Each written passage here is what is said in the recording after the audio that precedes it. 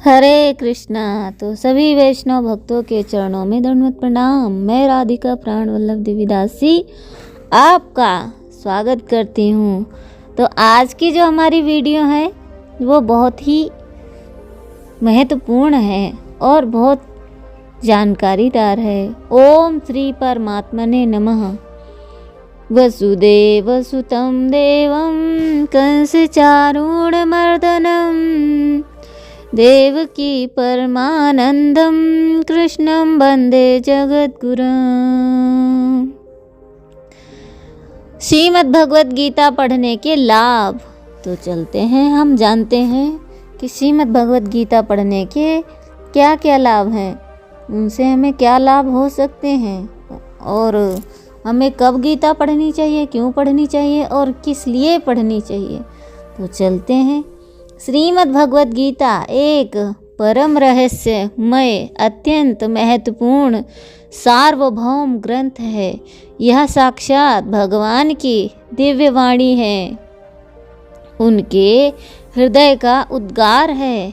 इसका महत्व बतलाने की वाणी में शक्ति नहीं है। इसका जो महत्व है हम लोग अपनी वाणी से बतला ही नहीं सकते। हमारी वाणी में इतनी शक्ति है ही नहीं। इसकी महिमा अपरिमित है। यथार्थ में इसका वर्णन कोई नहीं कर सकता। शेष, महेश, गणेश, दिनेश भी इसकी महिमा को पूरी तरह से नहीं कह सकते। फिर मनुष्य की बात ही क्या है। जब देवतागण भी इसकी महिमा का बखान नहीं कर सकते तो मनुष्य की बात ही क्या है। इतिहास, पुराण आदि में जगह जगह इसकी महिमा गाई गई है, किंतु सबको एक मत एकत्र करने पर भी यह नहीं कहा जा सकता कि इसकी महिमा इतनी है, क्योंकि इसकी महिमा का कोई पार नहीं। गीता आनंद सुधा का सीमा रहित छलकता हुआ समुद्र है। इसमें भाव और अर्थों की इतनी गंभीरता है और व्यापकता है कि मनुष्य जितनी ही बार इसमें डुबकी लगाता है उतनी ही बार वह नित्य नवीन आनंद को प्राप्त कर मुदित और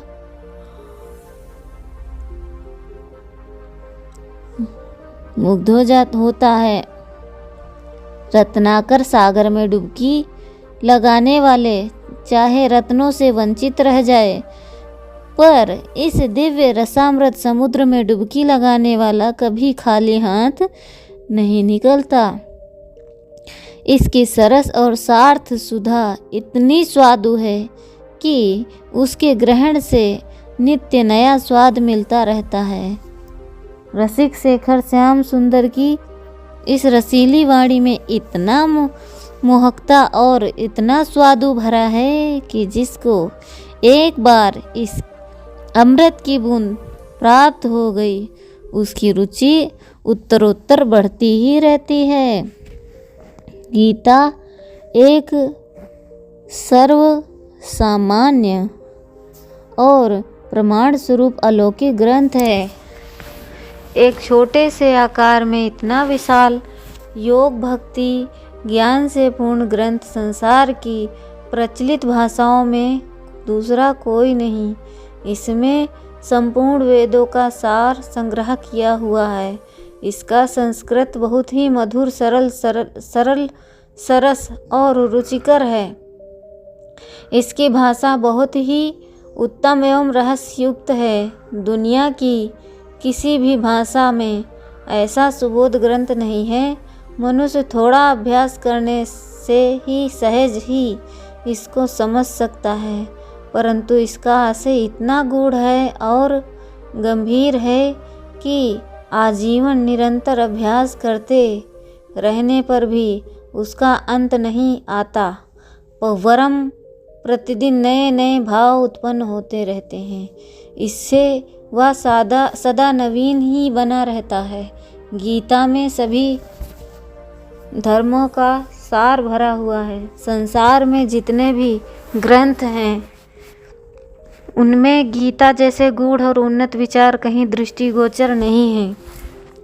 गीता के साथ तुलना की जाए तो उसके सामने जगत का समस्त ज्ञान तुच्छ है। गीता वर्तमान समय में भी शिक्षित अशिक्षित भारतीय या भारतेतर सभी समुदायों के लिए सर्वथा उपयुक्त ग्रंथ है। गीता जैसा विलक्षण एकता और समता सिखाने वाला अपूर्व उपदेश कहीं नहीं दिखाई पड़ता। गागर में सागर की भांति थोड़े में ही अनंत तत्व रहस्यों से भरा हुआ है। ग्रंथ अन्य नहीं देखने में आता। गीता का उपदेश बहुत ही उच्च कोटि का है। गीता में सबसे ऊंचा ज्ञान, सबसे ऊंची भक्ति और सबसे ऊंचा निष्काम भाव भरा हुआ है। गीता के उपदेश को देखकर मनुष्य के हृदय में स्वाभाविक ही यह प्रभाव पड़ता है कि यह मनुष्य रचित नहीं है। गीता एक उच्च कोटि का दर्शन शास्त्र है। यह सिद्धांत रत्नों का सागर है। इसके अध्ययन से नित्य नए उच्च कोटि के भाव रत्न प्राप्त होते हैं। गीता का श्रद्धा प्रेम पूर्वक गायन करने से इतना रस आता है कि उसके सामने सारे रस फीके पड़ जाते हैं। गीता में इतना अधिक रस है कि उस रस के सामने सभी रस प्रायः फीके रहते हैं, उनमें कोई स्वाद नहीं होता है। पर जहाँ पे गीता रहती है वहाँ पर स्वाद ही स्वाद है। गीता मनुष्य को नीचे से नीचे स्थान से उठाकर ऊंचे से ऊंचे परम पद पर आरूढ़ कराने वाला एक अद्भुत प्रभावशाली ग्रंथ है। तो मनुष्य चाहे जितना भी नीचे गिरा हुआ क्यों ना हो, यदि उसने गीता की शरण ग्रहण कर ली तो उसको श्रीमद् भगवत गीता एक परम पद पर आरूढ़ कर देगी। यह ऐसा ग्रंथ है। मनुष्य जब कभी किसी चिंता, संशय, शोक में मग्न हो जाता है और उसे कोई रास्ता नहीं दिखाई पड़ता है, उस समय गीता के श्लोकों के अर्थ और भाव पर लक्ष्य करने से वह निश्चित निसंशय और शोक रहित होकर प्रसन्नता और शांति को प्राप्त हो जाता है। तो जिस किसी भी व्यक्ति के मन में चिंता, भय, शोक है तो उसको श्रीमद् भगवत गीता की शरण ग्रहण करनी चाहिए। अपने दुखों का समाधान करने के लिए श्रीमद् भगवत गीता की शरण लेनी चाहिए। यदि कोई भी समस्या आपकी समाधान नहीं हो रही है तो गीता की शरण लेनी चाहिए।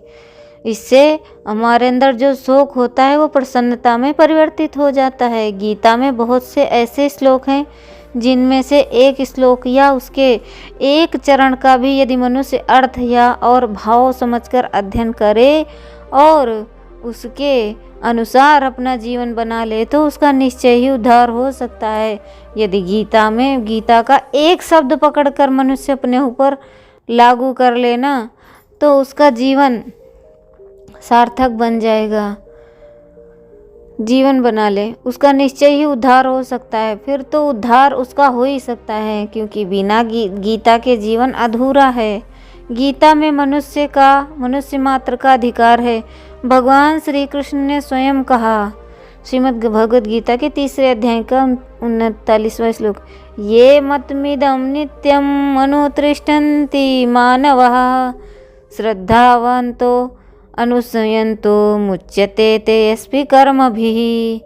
जो कोई मनुष्य दोष दृष्टि से रहित और श्रद्धा युक्त होकर मेरे इस सिद्धांत का सदा अनुसरण करते हैं वे भी संपूर्ण कर्मों से छूट जाते हैं।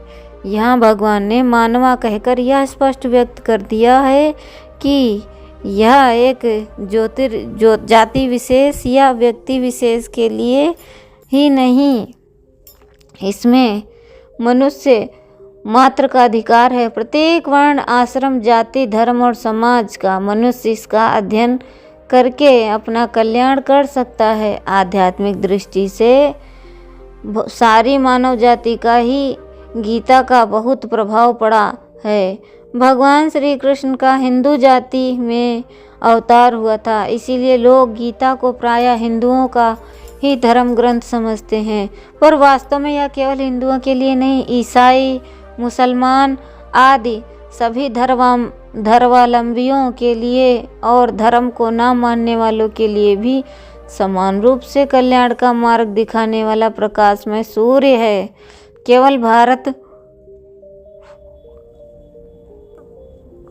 केवल भारतवासियों के लिए नहीं, संपूर्ण पृथ्वी पर निवास करने वाले सभी मनुष्यों के लिए भगवान श्री कृष्ण ने इस गीता का उपदेश किया।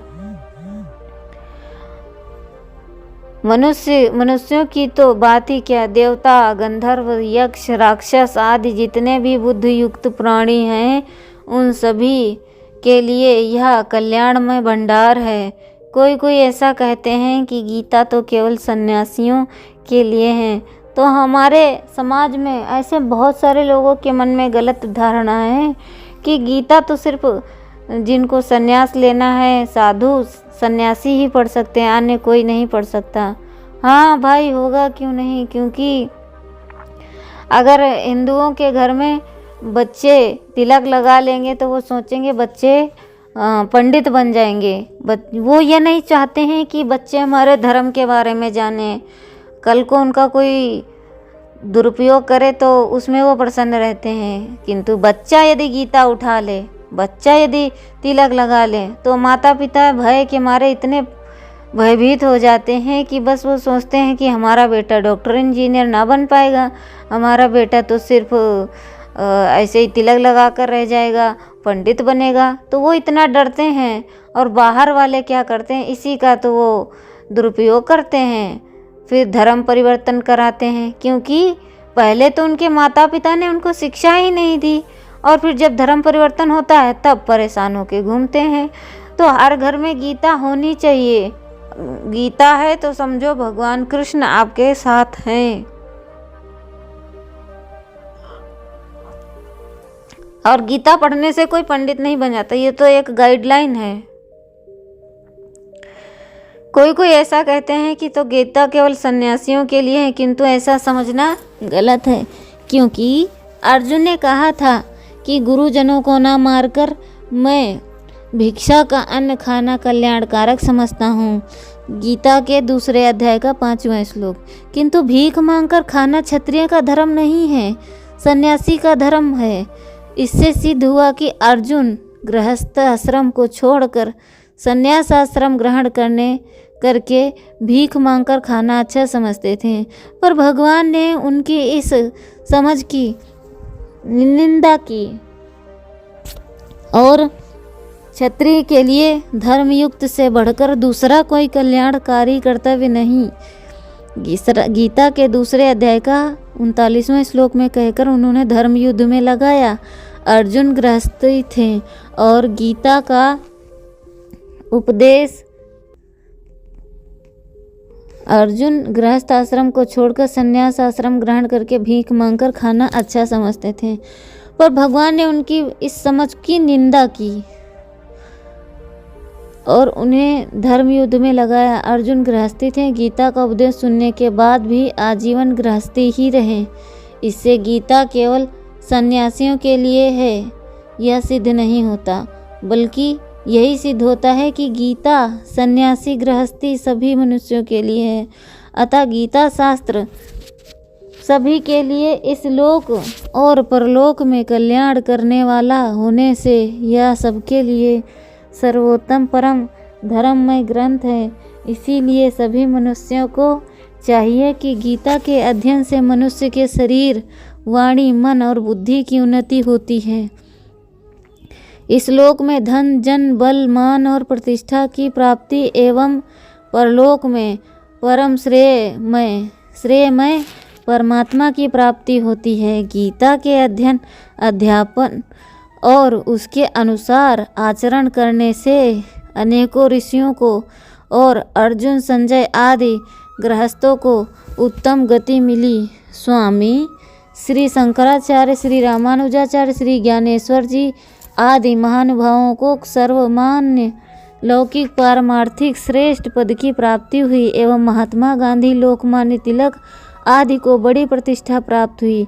अतः गीता के अध्ययन, अध्यापन और उसके अनुसार आचरण करने से मनुष्य को इस लोक और परलोक में श्रेय की प्राप्ति होती है। कोई भी मनुष्य क्यों न हो, जिसकी ईश्वर भक्ति में और गीता शास्त्र को सुनने में रुचि है, वही इसका अधिकारी है। ऐसे अधिकारी मनुष्य को गीता सुनाने वाला मनुष्य मुक्त हो जाता है, वह ईश्वर का अत्यंत प्यारा बन जाता है।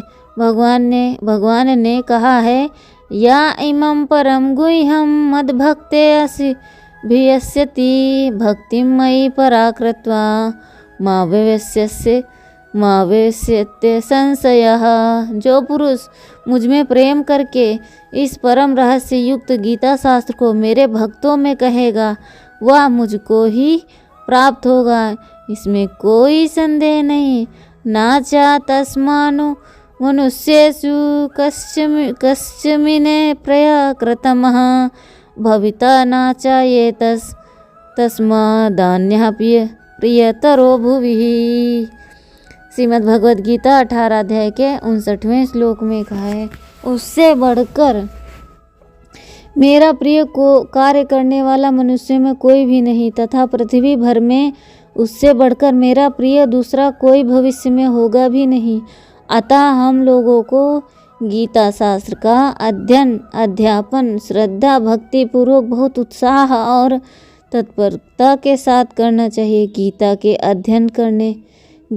अध्ययन करने का फल और महत्व वर्णन करते हुए स्वयं भगवान श्री कृष्ण कहते हैं, आध्यसते चा या इमं धर्म संवाद मावयोः ज्ञान यज्ञेन तेहा विष्ठा श्यामिति में मतिः। 18 अध्याय का 70वां श्लोक। जो पुरुष इस धर्ममय हम दोनों के संवाद रूप गीता शास्त्र को पढ़ेगा, उसके द्वारा भी मैं ज्ञान यज्ञ से पूजित होऊंगा, ऐसी मान्यता है। अर्थ और भाव को समझकर गीता का अभ्यास करने पर अन्य शास्त्रों के अध्ययन की आवश्यकता नहीं रहती। श्री वेदव्यास जी कहते हैं,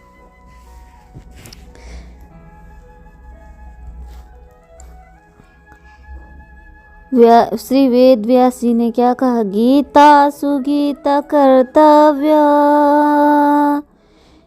किमन्य शास्त्र संग्रहे या स्वयं पद्मनाभस्य मुखपदभ विनिसृतः। महाभारत के भीष्म पर्व के 43 अध्याय के 9वें श्लोक में कहते हैं, गीता का ही भलीभांत ज्ञान करना चाहिए, अर्थात उसी का भलीभांत श्रवण कीर्तन पठन पाठन मनन और धारण करना चाहिए। फिर अन्य शास्त्रों के संग्रह की क्या आवश्यकता है, क्योंकि वह स्वयं पद्मनाभ भगवान के साक्षात मुख कमल से निकली हुई है। यहाँ पद्मनाभ शब्द का प्रयोग करके श्री वेद व्यास जी ने यह व्यक्त किया है कि यह गीता उन्हीं भगवान के मुख कमल से निकली है, जिनके नाभि कमल से ब्रह्मा जी प्रकट हुए हैं और ब्रह्मा जी के मुख से वेद प्रकट हुए हैं, जो संपूर्ण शास्त्रों के मूल हैं। अतः संसार में जितने भी शास्त्र हैं, उन सब शास्त्रों का सार गीता है। सर्वशास्त्र मयी गीता। दुनिया में जो किसी भी धर्म को मानने वाले हैं मनुष्य हैं, उन सभी को यह समान भाव से स्वधर्म पालन में उत्साह दिलाती है, किसी भी धर्म की निंदा नहीं करती। इसमें कहीं किसी संप्रदाय के प्रति पक्षपात नहीं है। गीता सारे उपनिषदों का सार है। सर्वोपनिषदो गावो दुग्धो गोपालनंदनः पार्थो वत्ससु धीभोक्ता दुग्धम गीतामृतम महत्। संपूर्ण उपनिषद गौ के समान है, अर्थात गाय के समान है। गोपाल नंदन श्री कृष्ण दूध दुहने वाले हैं। कुंती पुत्र अर्जुन बछड़ा है। महत्वपूर्ण गीता का उपदेशामृत ही दूध है और उत्तम बुद्धि वाले पुरुष ही उसको पीने वाले हैं। जिनकी बुद्धि उत्तम है वही इस गीता उपदेशामृत को पीने वाले हैं। गीता गंगा से भी बढ़कर है। शास्त्रों में गंगा स्नान का फल मुक्ति बतलाया गया है, परंतु गंगा में स्नान करने वाला स्वयं मुक्त हो सकता है। वह दूसरों को संसार सागर में तारने में असमर्थ है, किंतु गीता रूपी गंगा में गोते लगाने वाला स्वयं तो मुक्त होता ही है, वह दूसरों को भी तार सकता है। गंगा तो भगवान के चरणों से उत्पन्न हुई है, किंतु गीता साक्षात भगवान के मुखारविंद से निकली है। फिर गंगा तो जो उसमें जाकर स्नान करता है उसी की मुक्ति करती है, किंतु गीता तो घर घर में जाकर उसे मुक्ति का मार्ग दिखलाती है। तो हम यहाँ पर ये भी समझ सकते हैं, देख सकते हैं और सुन सकते हैं कि गंगा स्नान करने से सिर्फ वो अपने आप को मुक्त कर सकता है, किंतु गीता तो घर घर में जाकर उन्हें मुक्ति का मार्ग दिखलाती है। आपने बना के कब तक, क्योंकि मैं यहाँ करूँगी तो सो रहा हूँ।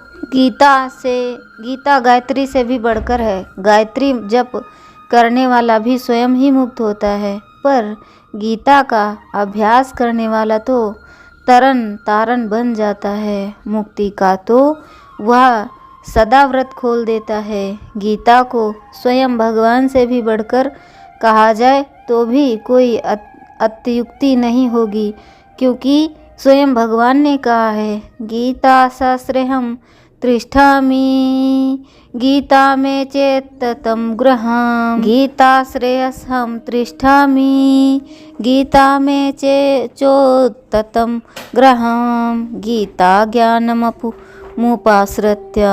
त्रिलोकान् पालयामः। वारा पुराण में कहा गया है, मैं गीता के आश्रय में रहता हूँ।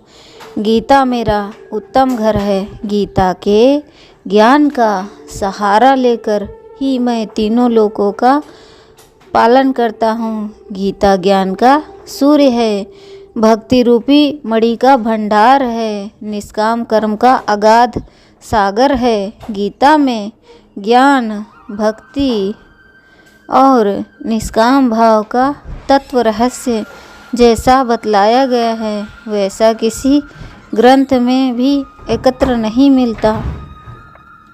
आत्मा के उद्धार के लिए तो गीता सर्वोपरि ग्रंथ है ही, इसके सिवा यह मनुष्य को सभी प्रकार की उन्नति का मार्ग दिखलाने वाला ग्रंथ भी है। जैसे शरीर की उन्नति के लिए गीता में सात्विकी भोजन बतलाया गया है। आयु सत्य बलारोग्यम सुखी प्रीति विवर्धन रास्या स्निग्धा स्थिराहद्य आहारा सात्विकी प्रयः। आयु, बुद्धि, बल, आरोग्य, सुख और प्रीति को बढ़ाने वाले, रसयुक्त, चिकने और स्थिर रहने वाले तथा स्वभाव से ही मन को प्रिय ऐसे आहार अर्थात भोजन करने के पदार्थ सात्विक पुरुष को प्रिय होते हैं। भाव यह है कि इस प्रकार के सात्विक आहार के सेवन से आयु, अंतःकरण, बल, आरोग्य, सुख और प्रीति बढ़ती है, किंतु इसके विपरीत शरीर को हानि पहुंचाने वाले तामस, राजस भोजन का त्याग करने के लिए निषेध रूप से उनका वर्णन किया गया है। गीता अध्याय 17 के 9 और 10 में देखिए, उत्तम आचरणों की शिक्षा के लिए शारीरिक तप बतलाया गया है। देव द्विज गुरु प्राज्ञा पूजनम शौचम आर्जवम ब्रह्मचर्यम अहिंसा च शारीरम ता उच्यते। 17 अध्याय के 14 श्लोक में देवता, ब्राह्मण, माता पिता आदि गुरुजनों और ज्ञानी जनों का पूजन पवित्रता, सरलता, ब्रह्मचर्य और अहिंसा यह शरीर संबंधी तप कहा जाता है। वाणी को संयत और उन्नत बनाने के लिए वाणी का तप बतलाया गया है। अनुद्वेगकारं वाक्यं सत्यं प्रिया हितं च यत् स्वाध्यायाभ्यासनं चैव वाग्मयं तप उच्यते। गीता 17 अध्याय 15 श्लोक में जो उद्वेग न करने वाला प्रिय है और हितकारक एवं यथार्थ भाषण है तथा जो वेद शास्त्रों के पठन का एवं परमेश्वर के नाम जप का अभ्यास है, वही वाणी संबंधी तप कहा जाता है। मन को उन्नत बनाने के लिए मानसिक तप बतलाया गया है। मनः प्रसाद सौम्यत्वं मौनामात्म विनिग्रह भाव संशुद्धि त्रिये तत् तापोमान समुच्यते। गीता अध्याय 17 श्लोक 16। मन की प्रसन्नता, शांत भाव, भगवान चिंतन करने का स्वभाव, मन का निग्रह और अंतःकरण के भावों की भली भांति पवित्रता, इस प्रकार यह मन संबंधी तप कहा जाता है। इसी प्रकार बुद्धि को उन्नत बनाने के लिए सात्विक ज्ञान और सात्विकी बुद्धि का वर्णन किया गया है। सर्वभूतेषु येन काम भावमव्यमीक्षते अविभक्तं विभक्तेषु तज्ज्ञानं विधि सात्विकम्। अध्याय 18 श्लोक संख्या 20। जिस ज्ञान से मनुष्य पृथक पृथक सब भूतों में से एक अविनाशी परमात्मा भाव को विभाग रहित समभाव से स्थित देखता है, उस ज्ञान को तू सात्विक ज्ञान जान। प्रवृत्तिं च निवृत्तिं च कार्ये उभयाभये बंधं मोक्षं च या वेत्ति बुद्धि सा पार्थ सात्विकी। 18 अध्याय श्लोक संख्या 30। हे पार्थ, जो बुद्धि प्रवृत्ति मार्ग और निवृत्ति मार्ग को, कर्तव्य और अकर्तव्य को, भय और अभय को तथा बंधन और मोक्ष को यथार्थ जानती है, वह बुद्धि सात्विकी है। इसके विपरीत राजस तामस ज्ञान का अध्याय 18 श्लोक संख्या 21-22 में और राजसी तामसी बुद्धि का अध्याय 18 श्लोक संख्या 31 से 32 में त्याग करने के उद्देश्य से वर्णन किया गया है। दुर्गुण, दुराचार, दुर्व्यसन मनुष्य की उन्नति में महान हानिकार हैं, अतः उनको आसुरी संपदा बतलाकर उनका सर्वथा त्याग करने के लिए कहा गया है। इसके सिवा उन 26 गुणों और आचरणों को जो मनुष्य की उन्नति में मूल कारण है, सर्वथा उपादेय है। उपादेय और मुक्ति के साधन बतलाकर उनका देवी संपदा के नाम से वर्णन किया गया है। भय गीता 16 अध्याय श्लोक संख्या 1 से लेकर 3 तक। भय का सर्वथा अभाव, अंतःकरण की पूर्ण निर्मलता, तत्व ज्ञान के लिए ध्यान योग में निरंतर दृढ़ स्थिति और सात्विक ज्ञान दान, इंद्रियों का दमन, भगवान देवता और गुरुजनों की पूजा तथा अग्निहोत्र आदि उत्तम कर्मों का आचरण एवं वेदादि शास्त्रों का पाठन तथा भगवान नाम के और गुणों का कीर्तन, स्वधर्म पालन के लिए कष्ट सहन और शरीर तथा इंद्रियों के सहित अंतःकरण की सरलता मन, वाणी और शरीर से किसी प्रकार भी किसी को कष्ट न देना, यथार्थ और प्रिय भाषण अपनाकर करने वाले पर भी क्रोध का न होना, कर्मों में स्वार्थ और कर्तापन के अभिमान का त्याग, अंतःकरण की प्रति अर्थात चित्त की चंचलता का अभाव, किसी की निंदादि न करना, सब भूत प्राणियों में हेतु रहित दया, इंद्रियों का विषयों के साथ संयोग होने पर भी उनमें आसक्ति का न होना, कोमलता, लोक और शास्त्र से विरुद्ध आचरण में लज्जा और व्यर्थ चेष्टाओं का अभाव, तेज, क्षमा, धैर्य, शौचाचार, सदाचार एवं किसी में भी शत्रु भाव का ना होना और अपने में पूज्यता के अभिमान का अभाव, ये सब अर्जुन दैवी संपदा के लेकर उत्पन्न हुए पुरुषों के लक्षण हैं। न्याय प्राप्त होने पर गीता युद्ध करने की ही आज्ञा देती है, किंतु राग द्वेष रहित होकर समभाव से भगवान अर्जुन से कहते हैं, सुख दुखे समे कृत्वा लाभालाभो जया जयो ततो युद्धाय युजस्व नैवं पापम व्याप्स्यसि। श्रीमद् भगवद गीता के अध्याय 2 श्लोक संख्या 38। जय पराजय लाभ हानि दुख सुख को समान समझकर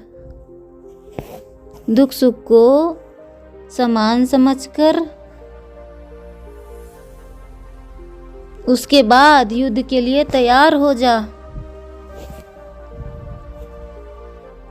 भगवान अर्जुन से कह रहे हैं उसके बाद तू तैयार हो जा, इस प्रकार युद्ध करने से तू पापों को प्राप्त नहीं होगा।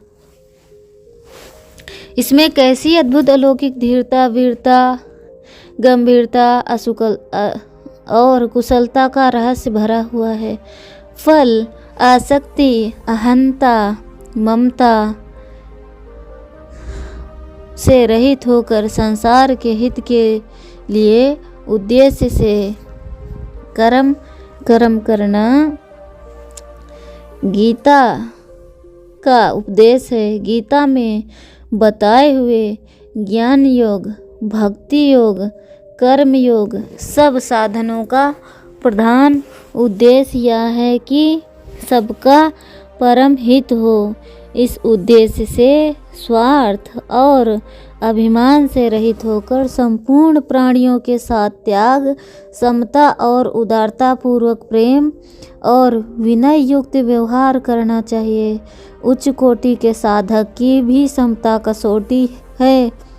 देखिए गीता 2 अध्याय श्लोक संख्या 15, 38, 48 एवं सिद्ध पुरुष की भी कसौटी समता है।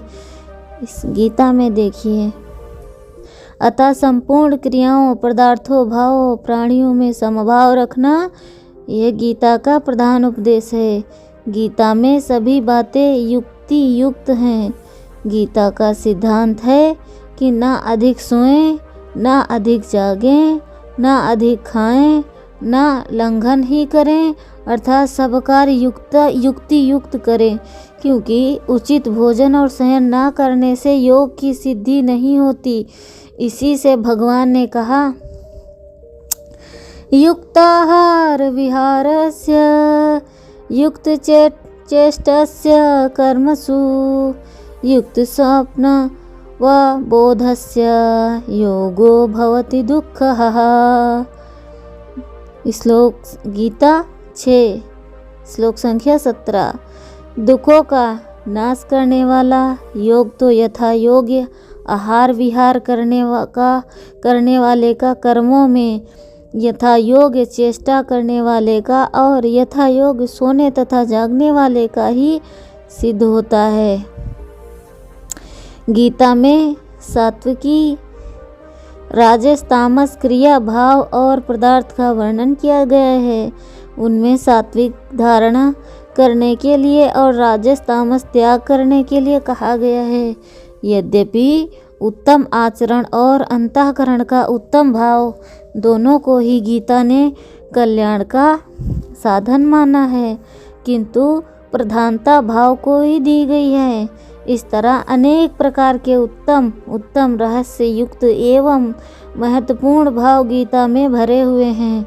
हम लोग धन्य हैं जो हमें अपने जीवन काल में गीता जैसे सर्वोत्तम ग्रंथ देखने, सुनने और पढ़ाने के लिए मिल रहा है। हमें इस अवसर से लाभ उठाना चाहिए। गीता का तत्परता के साथ श्रद्धा प्रेम पूर्वक अध्ययन करना चाहिए।